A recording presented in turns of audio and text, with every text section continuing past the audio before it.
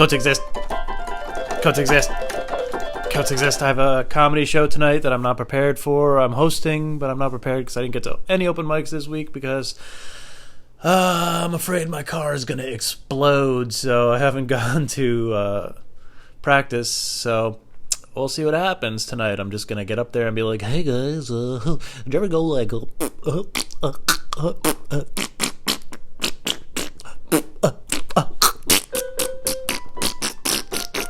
That'd probably be funnier than my whole set, so I should just do that. But I remember this story that happened to me. It's a good transition.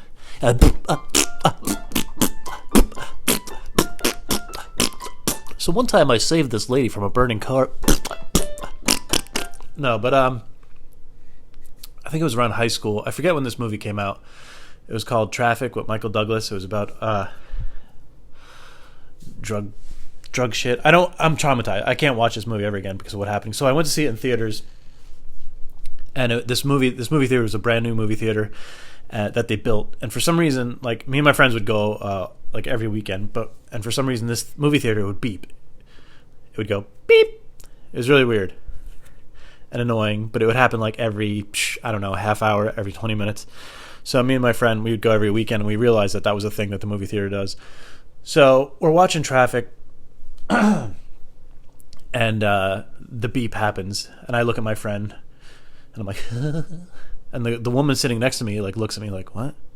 So I'm like, whatever. So then the beep happens again, and somebody up front turns around and is like, whoever's making that fucking beeping sound better knock it the fuck off. And then I turned to my friend again, and I was like, and then the woman sitting next to me is like, she turns to me and she's like, I know that's you that's making that noise. Knock it off. And I was like, no, it's not me. It's the theater. I tried explaining that it was the movie theater, and she was like, I don't want to hear it. I know it's you. So I was like, Jesus. So then like 20 minutes passed, and I put my hand in my pocket to get my chapstick. And as soon as I put my hand in my pocket, it was like, beep. And she looked at me and she was like, I know it's you. You have the beeping device in your pocket. And somebody in the front row turned around, they're like, motherfucker, you better knock it the fuck off. And I was like, Jesus Christ. I was like, it's not me. And like my friend to my right has no idea what's going on. I'm just like, okay, this is going to be okay. And it was like, beep. And she looked at me again. She's like, oh. And on screen, there's a scene where Michael Douglas walks into a classroom and takes, I think it's Topher Grace is the actor. He like takes him and he rips him out of the classroom and he throws him against the wall. And he's like, you motherfucker, blah, blah. And she turns to me and she's like, you see that? See what he's doing to that kid? That's what I'm going to do to you. And I was like, I'm not doing anything. She's like, oh, you're done. This is like a skinny, like attractive woman. This is not like some, woman that looks intimidating at all, but like her personality was very intimidating, and she had these really long fake nails. So whatever. So like whatever, it keeps beeping. She keeps looking at me, and I was like, not me. And I'm like, oh, yeah. So the movie ends, and it ends with Brian Eno's "An Ending," which is a beautiful ambient song.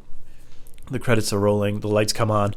So I my friend has no idea what's going on. So I stand up and I turn to my right. I'm like, okay, I'm not going to look at her. I'm not going to look at her. I'm not going to look at her.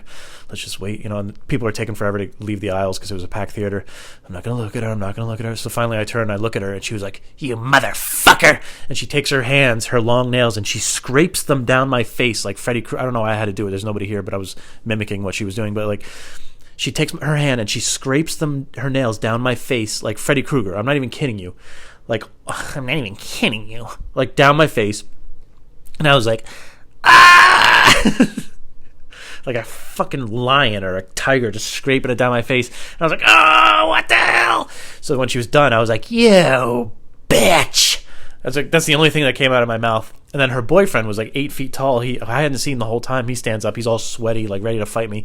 And she grabs my hair, and she like pulls me down to the armchair of the seat, and she bounces my head off the seat 3 times, and I pull back and I get away. I'm mimicking everything, like there's video, but I pull back and I get away, and my hair's all wrecked, and I'm just like, yo, what the fuck? And my friend, who has no idea what's going on, he's just like, what the hell is he fighting this woman for? Well, I was getting beat up, I wasn't fighting her.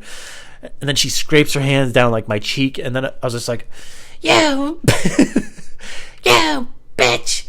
And then the boyfriend's like, don't you call her a bitch. And I was like, she's beat me up.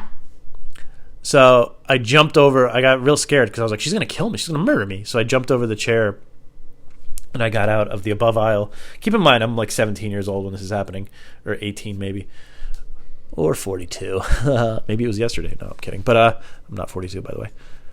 So I escape, and then like my friend followed me. He ran after me and got in the car with me, and I got my baseball bat, and I was like, I just waited. I was like, come on. I try to act like a badass after the fact, like I was gonna really like beat this woman up, I guess. So anyways, the point is like a funny story, but every time I think about it, I get so pissed off because I was assaulted. It's actually really funny now. There was a while where I would think about it and I would get mad, but now it's kind of funny. But fuck her still for beating me up. I was a kid and I wasn't making the beeping noise. And it's just like, I want to tell her. Do you ever have something happen to you and you're just like, it was just such a misconception of what, or a misrepresentation of what actually happened. Like you just want to go back so bad and just try to like explain yourself. You're just like, no, that's not what happened. It's so unfair. I wasn't making the beeping noise. It was a fucking movie theater. It's not fair that you thought I was and that you scratched your fingernails down my face and then you smashed my head off the armchair. It's not fair. It's not right. And you're somewhere out there in the world. Maybe you're dead. Maybe you're alive. And you probably tell people that story like, I beat this shit out of this kid one time in a movie theater because he was disrupting everybody.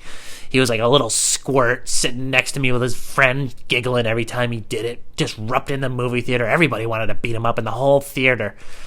And it's just like, no, that's not what happened. I was just giggling. If you're out here listening, you were older than me then, so you're probably older than me now, obviously, unless you've paused your aging. But if you're out there listening one day, probably never, but if you're still alive, if you've ever done something to somebody that's really terrible, I hope that you realize that like there's a possibility that it wasn't what you thought it was. And yeah, so fuck that lady, but also if you're out there and you changed, then don't, fuck you. But also, I'm sorry for saying fuck you, but also you should say sorry to me and you should find me, seek me out and apologize to me. But also, a happy birthday if it was your birthday recently, because I'm a nice guy and I hope that you're doing well. But, you shouldn't hurt people. You shouldn't grab their hair and, that's fucked up, lady. That's fucked up.